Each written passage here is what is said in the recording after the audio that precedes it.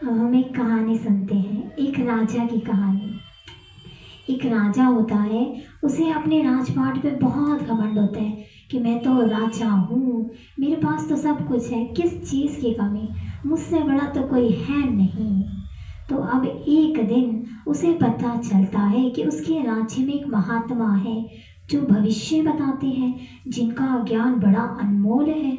जो वो कहते हैं वो सच होता है, वो बड़ा अनमोल है उनका वचन।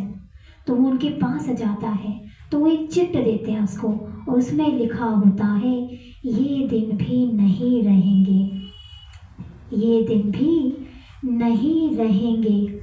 अब वो सोचते हैं ये कैसा साधारण सा शब्द लिखा है, साधारण से वाक्य लिखे हैं, इससे क्या होगा, क्या होगा इससे, कोई फायदा है। पर बार बार उसने देखा सारी प्रजा उसके चरण पकड़ रही है, बहुत महानता, मतलब उनके गुणगान गा रही है। तो कोई ना कोई तो बात होगी इन शब्दों में, कुछ ना कुछ तो होगा।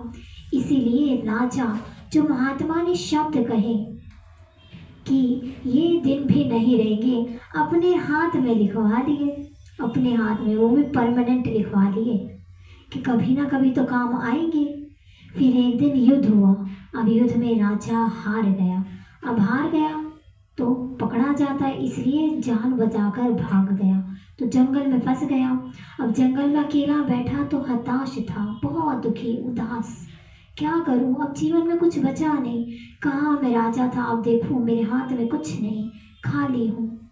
उसे लगता है अब तो मैं भिखारी बन गया, अब तो मेरे पास कुछ रहा नहीं, बहुत दुखी होता है।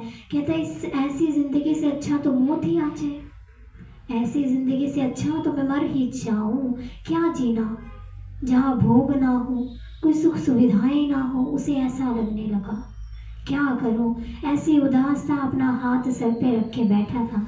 तभी उसकी नज़र हाथ पे पड़ी और उसने देखा, यह दिन भी नहीं रहेंगे, यह दिन भी नहीं रहेंगे। जैसे ये देखा, उसके अंदर एक उम्मीद जग गई, मानो एक उम्मीद का दामन मिल गया, बड़ा खुश हो गया। कहता, ये लिखा है, महात्मा ने लिखा है, तो ज़रूर कोई बात होगी, सत्य होगा। तो उसने मान लिया। जैसे वो प्रसन्न हुआ, उसी समय वहां से दौड़ता हुआ उसका मंत्री आया, और मंत्री ने क्या कहा, राजा जी टेंशन की बात नहीं है, हम फिर से सैनिक खड़े करेंगे, फिर से सेना खड़ी करेंगे, फिर से युद्ध लड़ेंगे।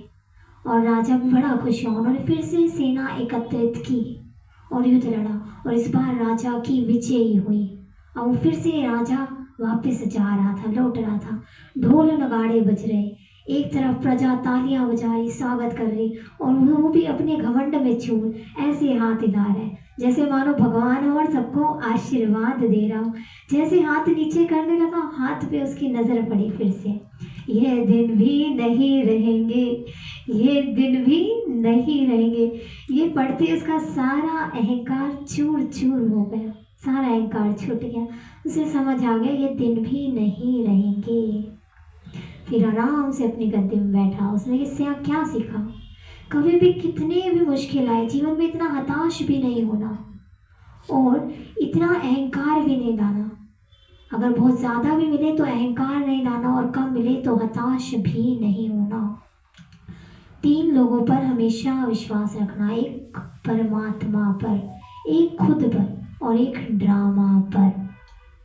क्योंकि जो परमात्मा है वह हम सभी के पिता हैं, तो वो कल्याणकारी है और हम सभी का कल्याण करेंगे। यदि आपको लग रहा है कि इस समय आपके साथ जो हो रहा है उसमें आपका बुरा हो रहा है, आपको ऐसा प्रतीत होता है, लेकिन उसमें आपका भला छिपा है, भला है।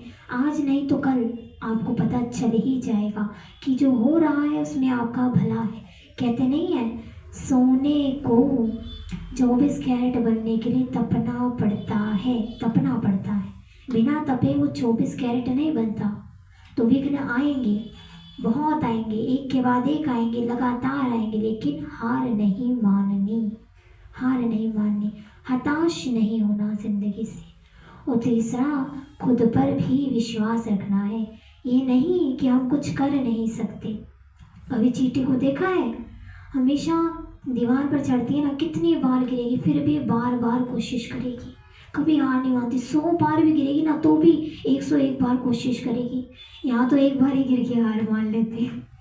तो देखो कितने, चींटी से भी सीखने को मिलता है, इतना सूक्ष्म जीव है, उससे भी सीखने को मिलता है। तो कभी भी हार नहीं माननी, रुको मत। वो कहानी नहीं है खरगोश और कछुए वाली, खरगोश तेज भागता था लेकिन बीच में रुक गया तो हार गया, और कछुआ धीरे धीरे चलकर जीत गया। तो ये रुकना नहीं, ठहरना नहीं, आगे बढ़ते जाना है।